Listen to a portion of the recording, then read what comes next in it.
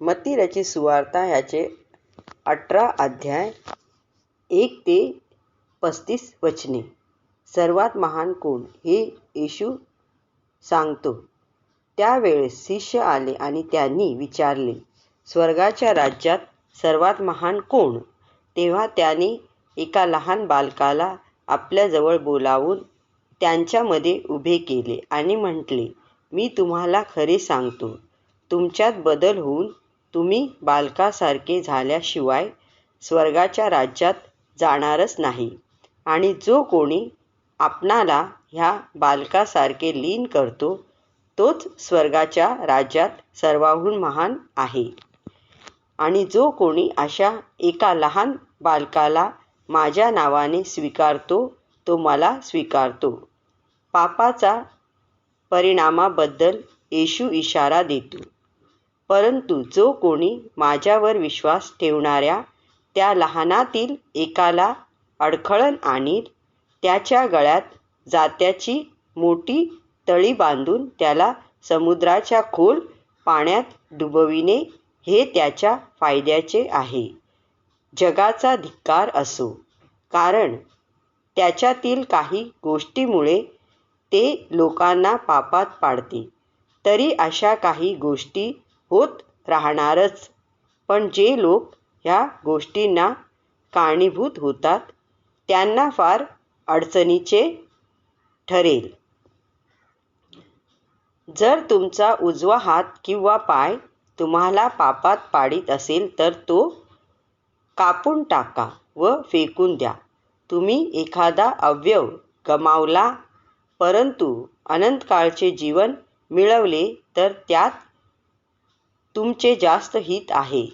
2 हात व 2 पाय ह्यांच्यासह कधीही न विझणाऱ्या अग्नीत नरकात तुम्ही टाकले जाण्यापेक्षा ते जास्त बरे होईल. जर तुमचा डोळा तुम्हाला पापात पाडीत असेल, तर तो उपटून फेकून द्या. कारण एकच डोळा असला आणि तुम्हाला अनंतकाळचे जीवन मिळाले, तर ते जास्त बरे आहे. 2 डोळ्यासह तुम्ही नरकात टाकले जाण्यापेक्षा ते जास्त बरे आहे. येशू हरवलेल्या मेंढरांची बोधकथा सांगतो. सावध असा, ही लहान मुले कुचकामी आहेत असे समजू नका.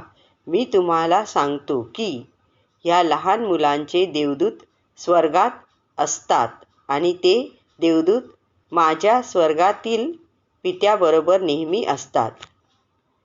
काही ग्रीक मूळ प्रतीमध्ये हे आहे, जे हरवलेले आहेत त्यांचे तारण करायला मनुष्याचा पुत्र आला आहे. जर एखाद्या मनुष्याजवळ 100 मेंढरे आहेत आणि त्यांच्यापैकी एक मेंढरू हरवले, तर तो 99 मेंढरे टेकडीवर सोडून देईल आणि ते हरवलेले एक मेंढरू शोधायला जाईल की नाही?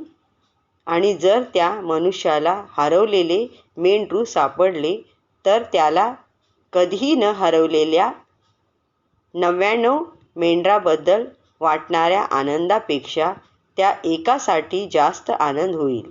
मी तुम्हाला खरे सांगतो, तशाच प्रकारे या लहान मुलांपैकी एकाचा, अगदी लहानातील लहानाचाही नाश व्हावा अशी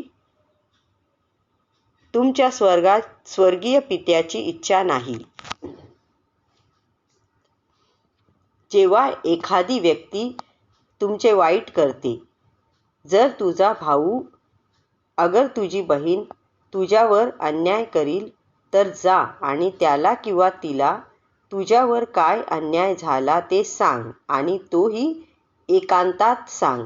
जर त्याने किंवा तिने तुझे ऐकले, तर त्याला किंवा तिला आपला बंधू किंवा बहीण म्हणून परत मिळविले आहेस. पण जर तो किंवा ती तुझे ऐकत नसेल, तर एकाला किंवा दोघांना तुझ्याबरोबर घे, ह्यासाठी की जे काही झाले त्याविषयी साक्ष द्यायला 2 किंवा 3 जण तेथे असतील.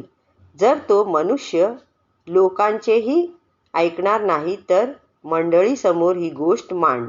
जर तो मनुष्य मंडळीचेही ऐकणार नाही तर मग तो देवाचा नाही असे समज किंवा एखाद्या जकातदारासारखा समज. मी तुम्हाला खरे सांगतो, जेव्हा तुम्ही जगात न्याय कराल तेव्हा तो देवाकडून झालेला न्याय असेल. जेव्हा तुम्ही एखाद्याला क्षमा कराल तेव्हा ती देवाकडून झालेली क्षमा असेल. तसेच मी तुम्हाला सांगतो की जर तुमच्यापैकी दोघांचे एखाद्या गोष्टीविषयी एकमत झाले तर त्याकरिता प्रार्थना करा. म्हणजे तुम्ही जी गोष्ट मागाल तुमचा स्वर्गीय पिता तिची पूर्तता करील. हे खरे आहे, कारण तुमच्यापैकी जर 2 किंवा 3 माझ्या नावात एकत्र जमले असतील तेथे त्यांच्यामध्ये मी आहे.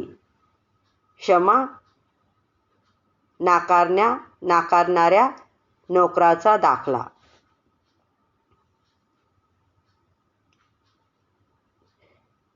नंतर पेत्र येशूकडे आला आणि त्याने विचारले, जर माझा भाऊ माझ्यावर अन्याय करीत राहिला तर मी त्याला किती वेळा क्षमा करावी?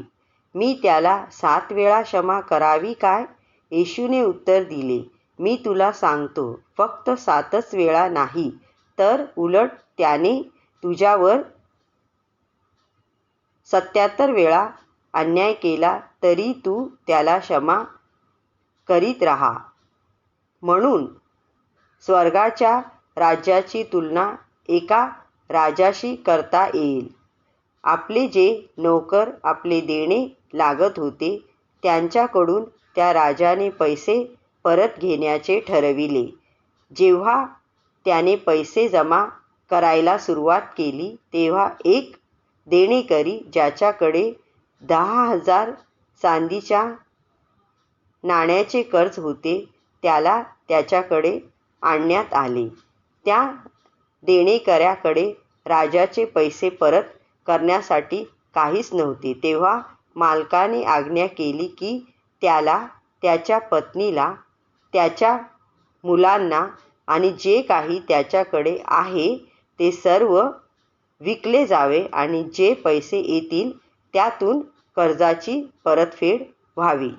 परंतु त्या नोकराने पाया पडून गयावया करीत म्हटले, मला थोडी सवलत द्या. जे काही मी तुमचे देणे लागतो ते तुम्हाला परत करीन.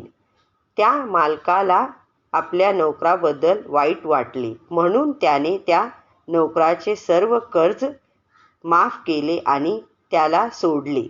नंतर त्याच नोकराचे काही शेकडे रुपये देणे लागत असलेला दुसरा एक नोकर पहिल्या नोकराला भेटला. त्याने त्या दुसऱ्या नोकराचा गळा पकडला आणि तो त्याला म्हणाला, तू माझे जे काही पैसे देणे लागतोस ते सर्व आत्ताच्या आत्ता दे. परंतु दुसरा नोकर गुडघे टेकून गयावया करीत म्हणाला, मला थोडी सवलत द्या. जे काही पैसे मी तुम्हाला देणे लागतो ते परत करीन.